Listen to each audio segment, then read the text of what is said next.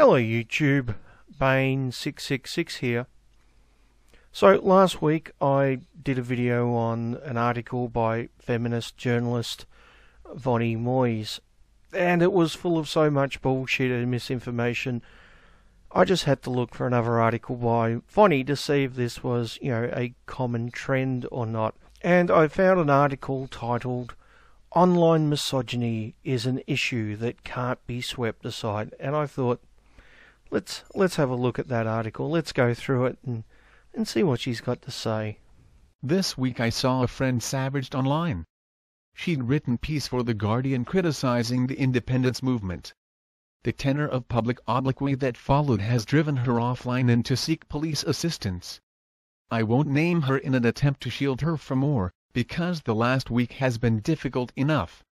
I know all too well that when you attach a name to an article you provide an invitation to Google. Instead of discussing the article, which wasn't necessarily a comfortable read, I want to examine the wider problem the response was emblematic of. A problem that confounds lawmakers, is brushed aside by and trivialized by users and even the media: hostility towards women online. Okay, so she's got a female friend who's a journalist who wrote an article for The Guardian, and it received harassment. Now, Vonny is concluding that this is because the person who wrote the article is a woman, as opposed to the article being controversial. She's making the assumption that if a man wrote exactly the same article, using exactly the same words, and there was absolutely no difference, somehow people would have been less pissed off and not left as many nasty comments. Which I find somewhat hard to believe. I think if someone's pissed off at an article, they're going to be pissed off at an article regardless of the gender of the person who wrote it. But it seems that Vonny is making the claim that harassment is something that happens to women almost exclusively, or in the majority of cases, online. So maybe we should have a look at some of the statistics and some of the facts associated with this before going on to the rest of her article. Now, I found an interesting article by The Guardian with the headline, "Online Harassment of Women at Risk of Becoming Established Norm, Study Finds." It says here, Australian research finds that nearly half of all women report experiencing abuse or harassment online, and 76% of those under 30.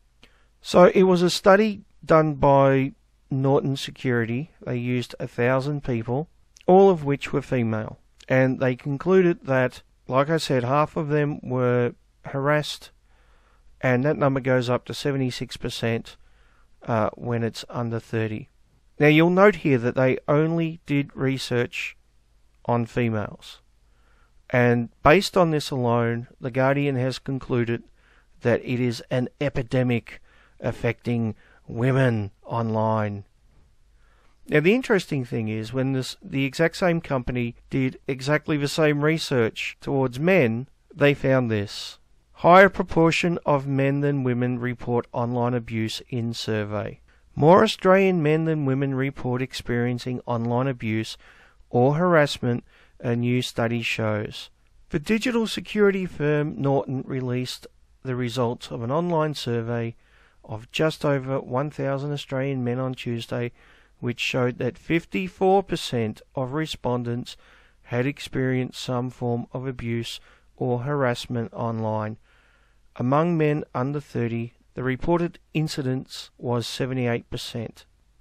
So, we have two narratives here, right? One looks at half the data and concludes that women are the victims of online harassment, and it's become the established norm that women are being attacked online. It's a war on women, which is easy to make that conclusion when you look at half the data. But when you look at the other half, you actually find that men are harassed online slightly more than women.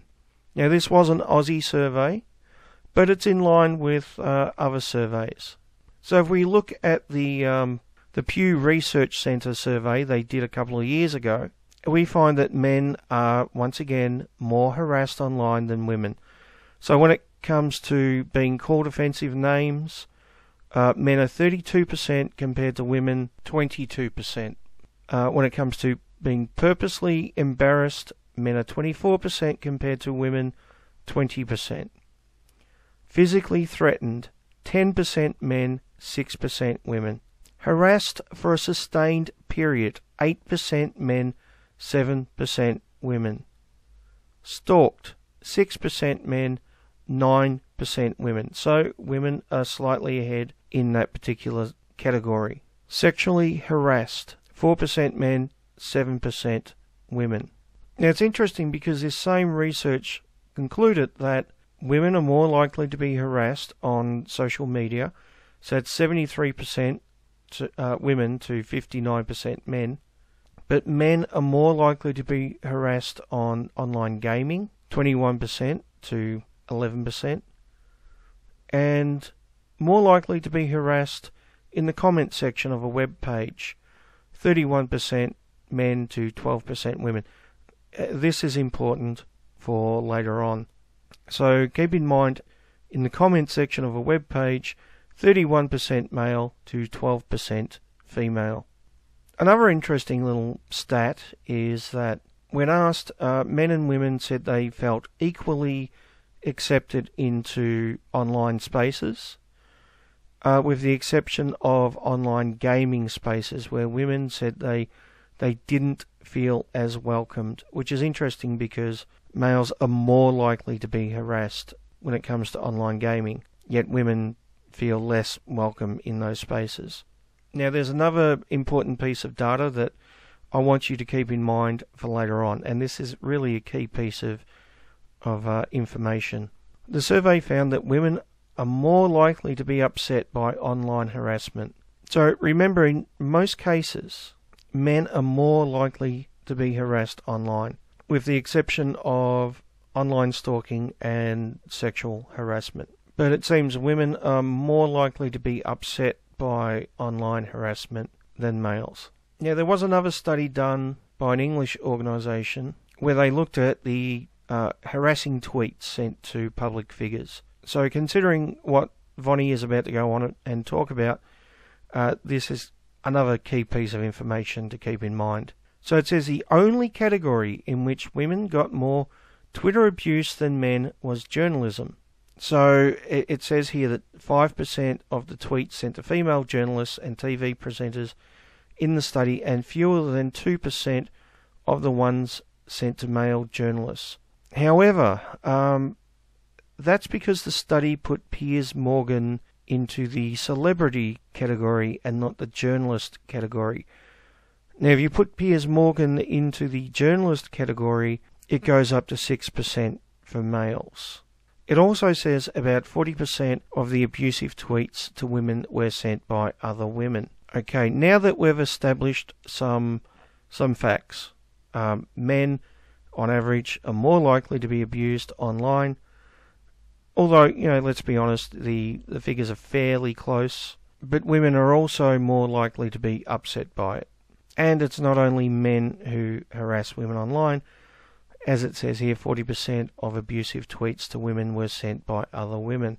So when you take all this into account, it's kind of hard to sell the narrative that this is a war on women by men, as opposed to, both men and women being assholes to one another online. But that doesn't really fit the feminist narrative too well, does it? So let's go on to the next paragraph. This is not a sob story. It's not imaginary. It's not playing the gender card. It's a very real problem, subject to intensive research, and one that is increasing in severity year on year. At one end it ruins the quality of online discussions, at the other it stops people being able to do their jobs without constant abuse. Abuse that disproportionately affects women and those in other marginalized groups. Abuse that intersects with and is augmented by race, sexuality, ability, politics and other identity characteristics. Okay, so it's abuse which disproportionately affects women, even though it's more likely to happen to men in most categories. Yep, great argument there, Vonny. Let's go on to the next paragraph. A recent demo study cast light on the scale of internet misogyny. Over a 3-week period, they monitored slut and whore, and found 6,500 people targeted in the UK, and more than 200,000 internationally. These are just 2 words and thus a fraction of the abuse going on. Okay, you notice the 2 words which are used, slut and whore, which are gender specific. So of course you're only going to get results, or the vast number of results you're going to get are going to be female examples, right? Females who have had those words thrown at them. Now, you can't use this as evidence as a war against women online unless you compare it to the male equivalent. Yeah, I guess you could do a survey and have a look at the word bastard and see how often that is used, because that's usually used towards a male. Or, I don't know, what about a word like misogynist, which tends to be thrown around constantly, Vonny, and is usually used towards males? Maybe we should do a survey and see how often that is thrown around online. Of course, I don't think you would mind that, would you? Because in your mind that would be perfectly justifiable. It's not like someone would ever use it as a slur. There is one other thing that this survey hasn't taken into account, because it's just monitored how many times these 2 words are used, and it's not monitoring who has used them or in what context they are used. So we don't know if the vast majority of the people calling supposedly women sluts and whores are actually male or female. It's actually pretty common for women to use the term slut to describe another woman.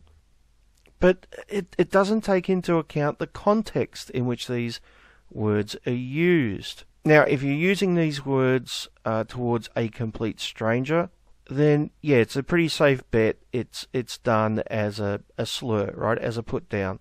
But friends actually joke online and call each other names knowing that the other person isn't going to take it serious.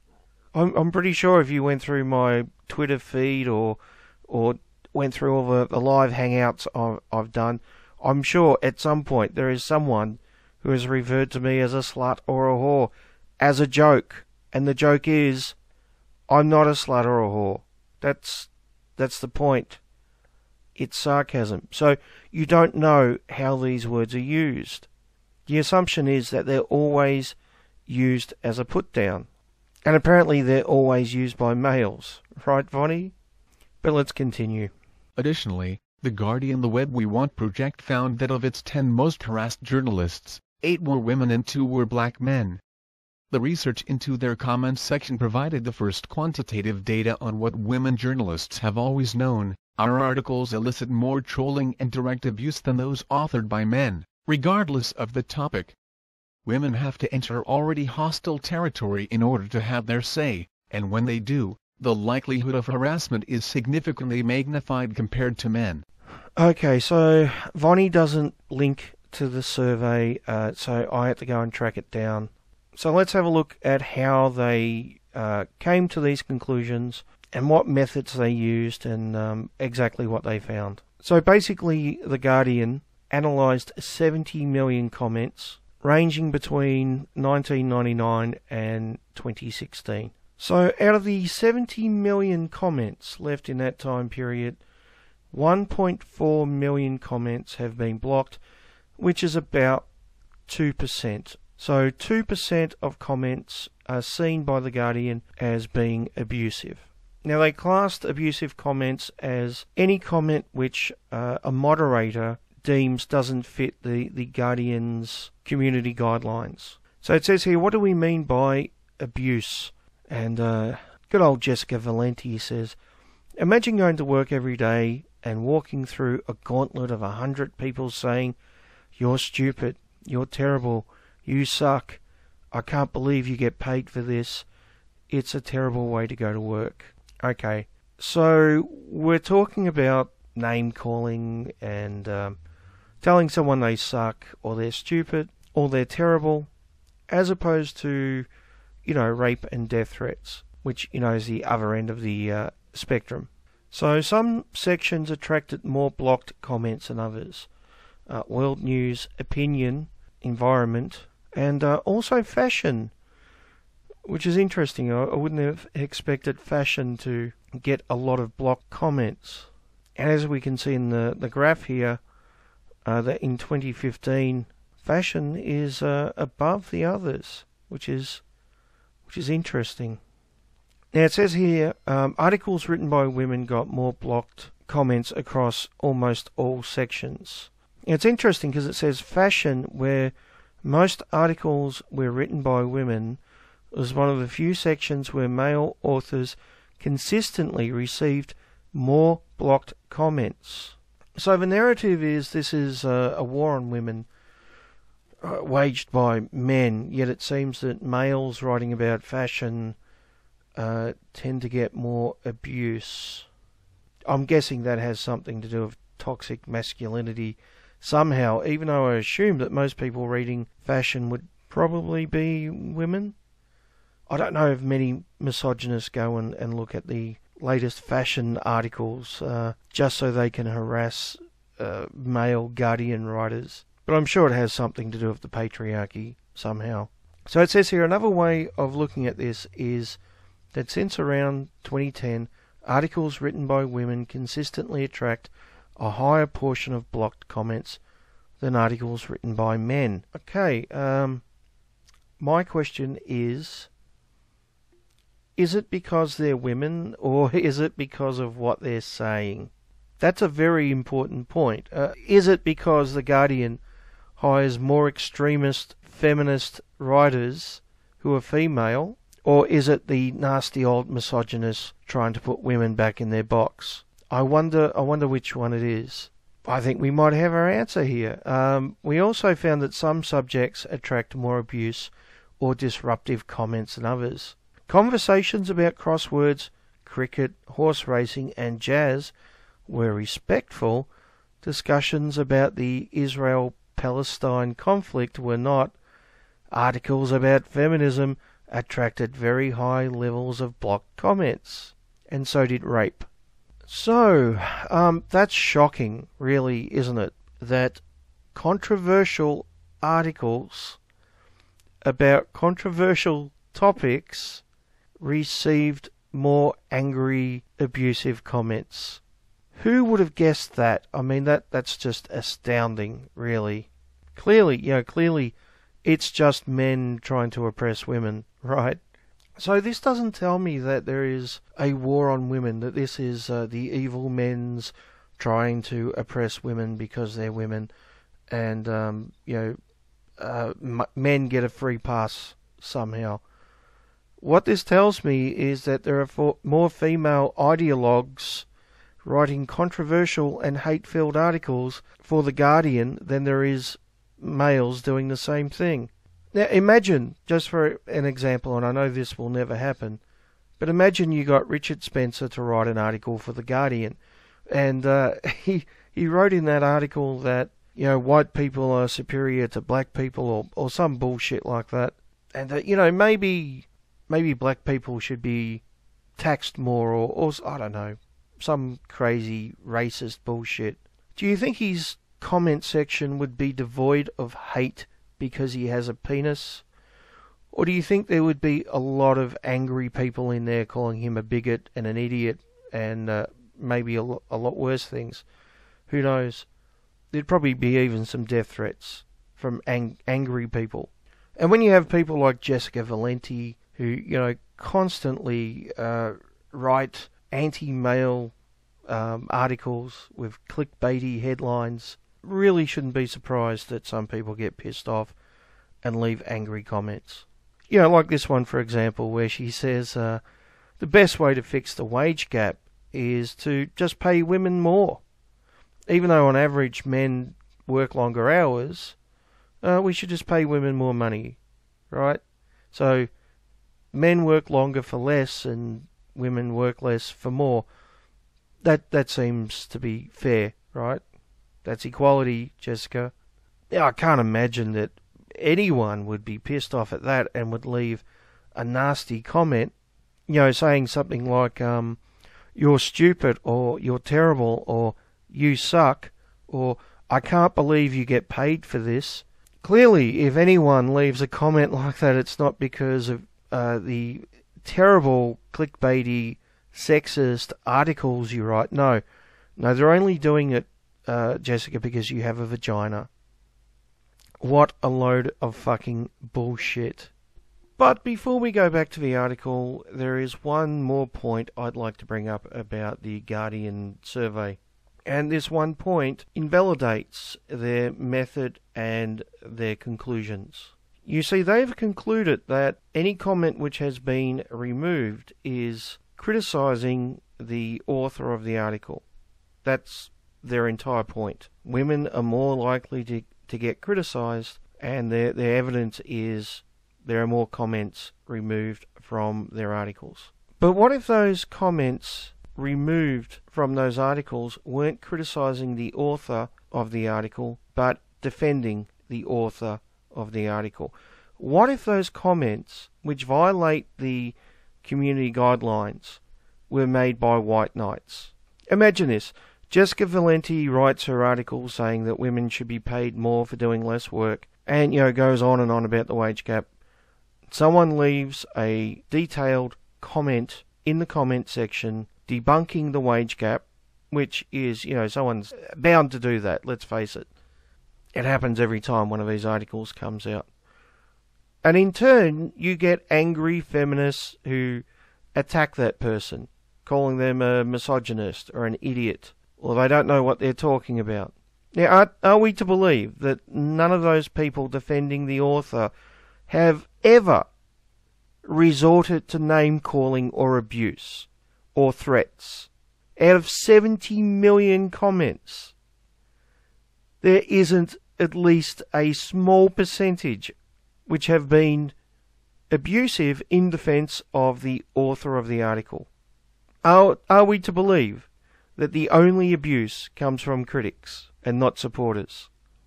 Unless, of course, the Guardian moderators only remove abusive comments from critics and leave abusive comments from people defending the journalist. Now, anyone who has interacted with feminists online know that they can be abusive. And I'm not suggesting all feminists or only feminists, but you can ask a simple question and what you get in return is abuse. This is fucking common in my experience. You make a simple point, you ask a simple question, you do it politely, and you get fucking abuse in return. So why would the Guardian's comment section be any different? And because we don't know what percentage of those deleted comments were against the author or in defence of the author, their whole point is invalid. Their entire conclusion is invalid. The only thing we can conclude is that there are probably more arguments in the comment section over certain topics. And one of those topics is feminism. Another one is Israel and Palestine. What a surprise! Who would have guessed that there'd be angry people arguing from both sides in the comment section? Never would have guessed that. But of course, no, it's all hatred of women, isn't it? It's got nothing to do with that. What a fucking joke. But let's continue. How has this happened when the internet gave us opportunity to start over? We had a chance to shape not just a new social sphere, but an alternate and parallel reality outside of the rules of real life and the rubrics of visible gender. There was a chance to establish new social norms. So why is it that despite the lack of physical self, we imported traditional gendered behaviors into a new space? So we've imported traditional gender behaviors into a new space. Okay, I would agree, actually, but not in the way that Vonny means. I will go into this in more depth at the end. But yeah, I would say that we have imported traditional gendered behaviours. just not the ones that Vonny is talking about. Let's continue with the next paragraph. We are shifting into a post-troll internet. That's not to say there's less trolling, clearly there's more, but the nature of harassment is evolving. The trolls have teeth. Attacks have moved beyond the leisure pursuit of provocation by the bored, to the sport of hunting and seriously damaging individuals. Individuals that are most often women. Yeah, unfortunately for you, Vonny, the evidence doesn't support that.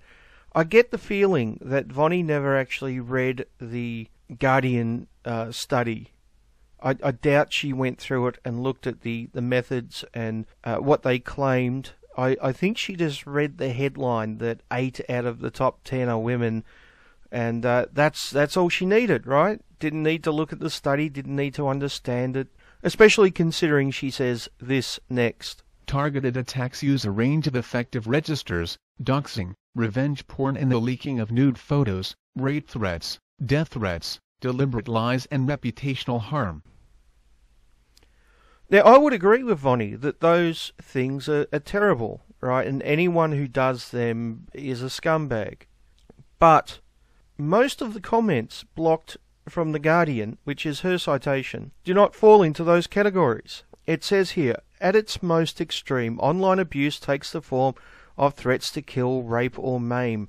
Thankfully, such abuse was extremely rare on The Guardian, and when it did appear, it was immediately blocked and the commenter banned.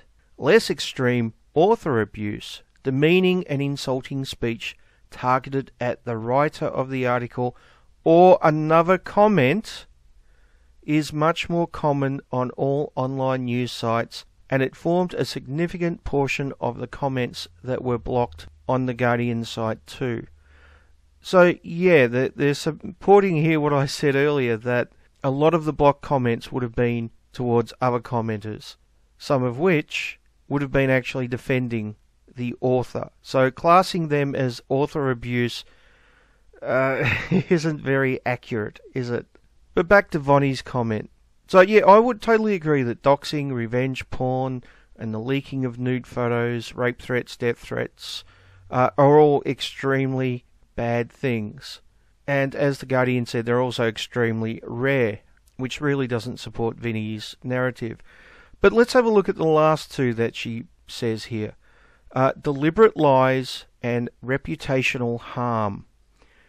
Now, I find these two to be incredibly ironic coming from Vonny, considering my last video about her showed that she deliberately lied in her article. She manufactured facts. She created them out of thin air. And why did she do it? Well, reputational harm. To slander the men's rights movement and MGTOW. That was her only purpose.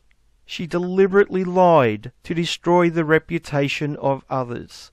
And here she is now, complaining that people do this in comment sections. And ironically, she has a much bigger platform than someone leaving a comment in a comment section. Talk about a fucking hypocrite. Just fucking incredible. But let's continue. The tone of this behavior, in a space outside of offline social paradigms, tells us much about the interplay of power and gender. Of course, men are also the subject of trolling and abuse, but in a way that similarly echoes real-world social divides. Online, gender boundaries are enforced in much the same manner as the offline world during adolescence. Men harass men and women, whereas women typically harass other women. In both instances this is about power. When men bully other men it's about machismo, and when they bully women it's about dominance. When women bully other women they're adopting the masculine norms for acceptance to the group. These behaviors are all symptomatic of this. There's a problem with women being in male space. Oh, I see. It's all so clear now that I'm looking through the world through the feminist lens. So when men do bad things, it's because they're men. And when women do bad things, it's because they're adopting the masculine norms.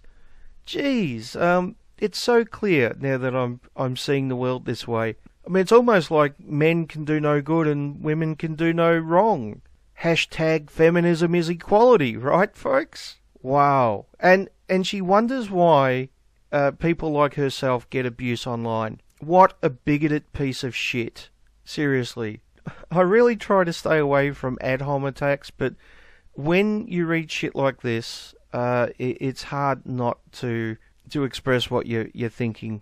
So using this biased worldview, any harassment that women do to women or to men is automatically deleted. It's just gone. It's not counted. In fact, you could argue that she's actually moving it over to the male column.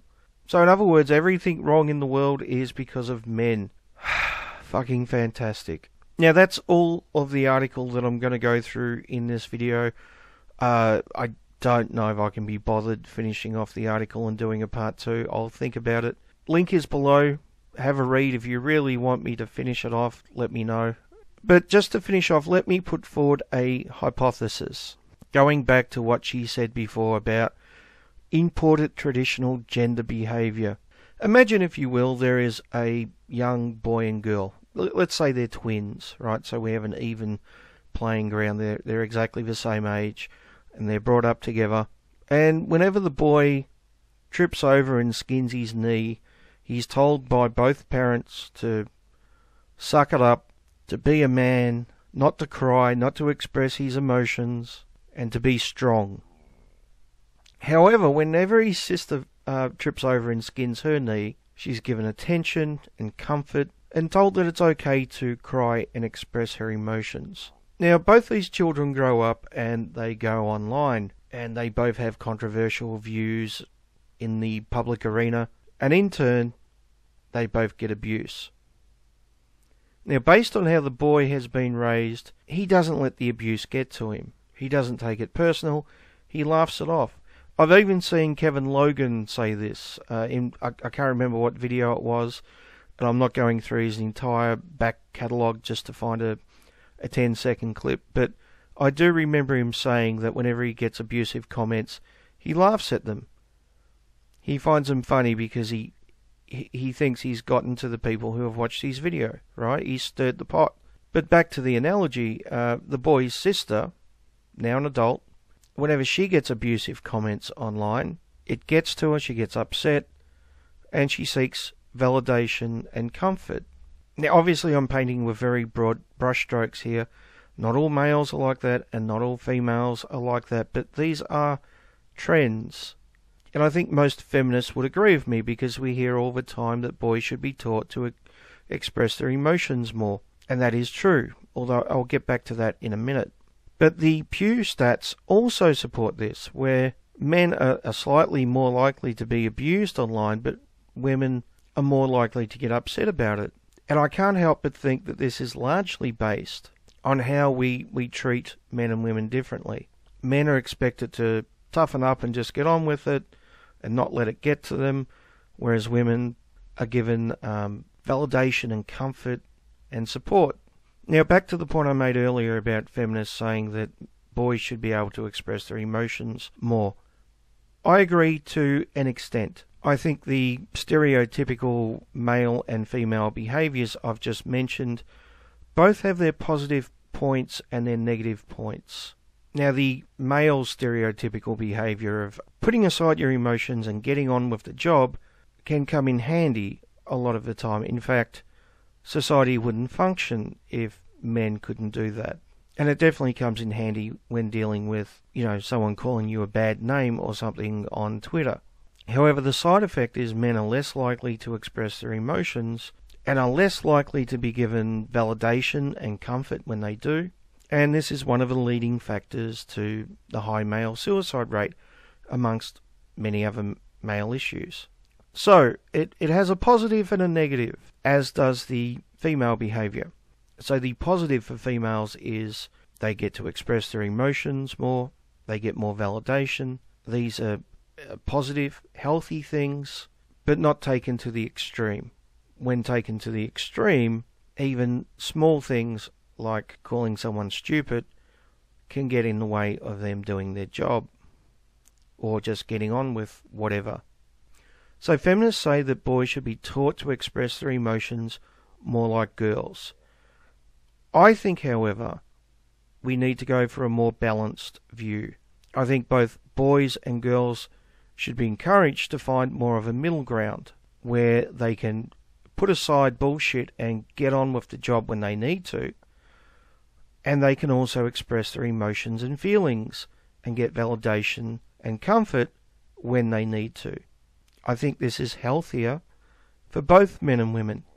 And it might cut down on some of the articles like this one from feminists like Vonny. Although I suspect it won't totally get rid of them, because all that I just mentioned isn't the only reason we get these articles. You see, Vonny comes across as very, very entitled. She wants to express her opinions online without anyone ever disagreeing with her. She doesn't want an echo chamber in a nice safe space off somewhere else. She wants the entire world to be her echo chamber. And playing the damsel in distress on behalf of all women everywhere is a good way to do that, because you get your attention and sympathy, and you also get to demonize anyone who disagrees with you. It's an incredibly manipulative tactic. It's also one entrenched in feminist ideology.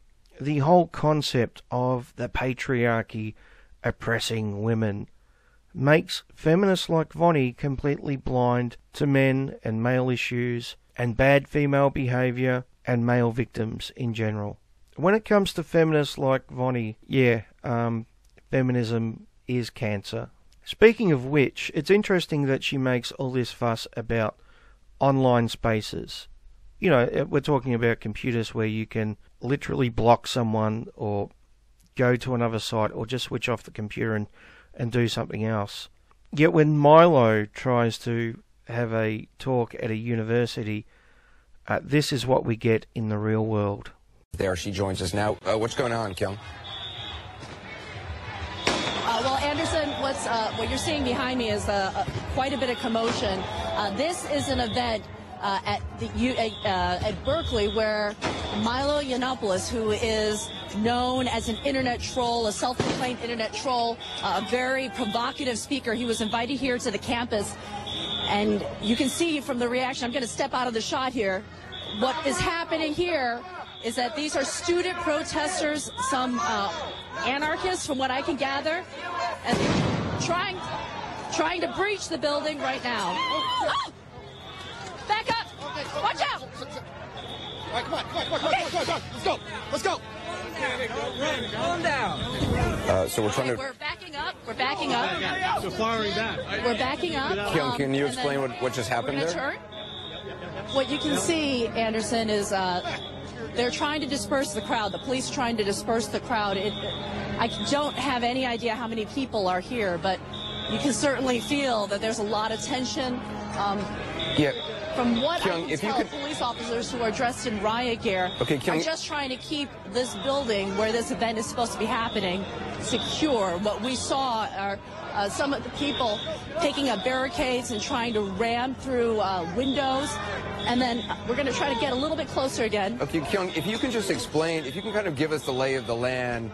This is, if you're just a demonstration against the speaker who was invited to speak at Berkeley in Berkeley, California.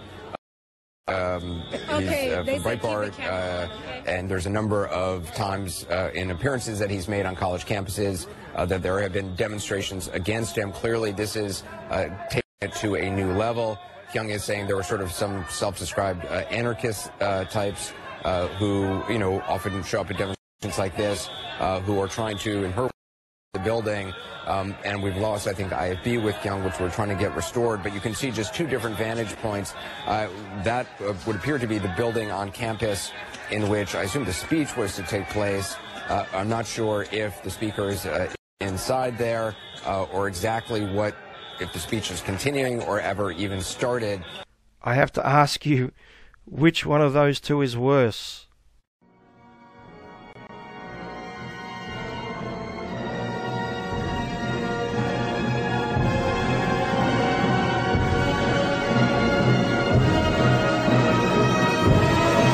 some cases on these campuses we've seen this speech.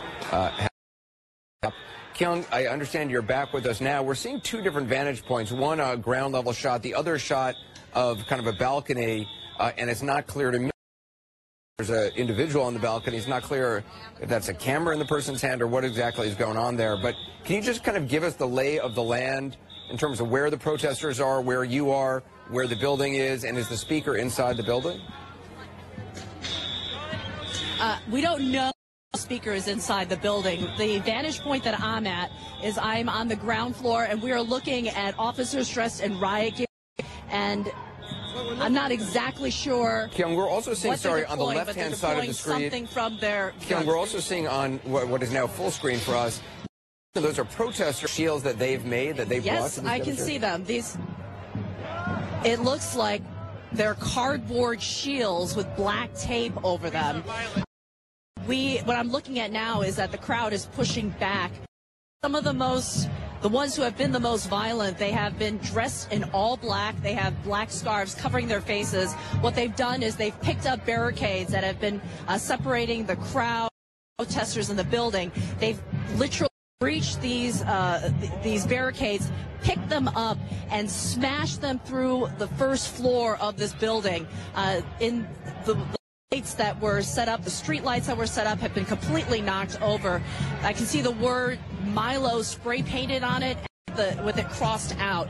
And right now it just looks like this crowd is not leaving. They have backed up a little bit from the student union building, from this union building, and there's a bit more space between them and the police, which is something,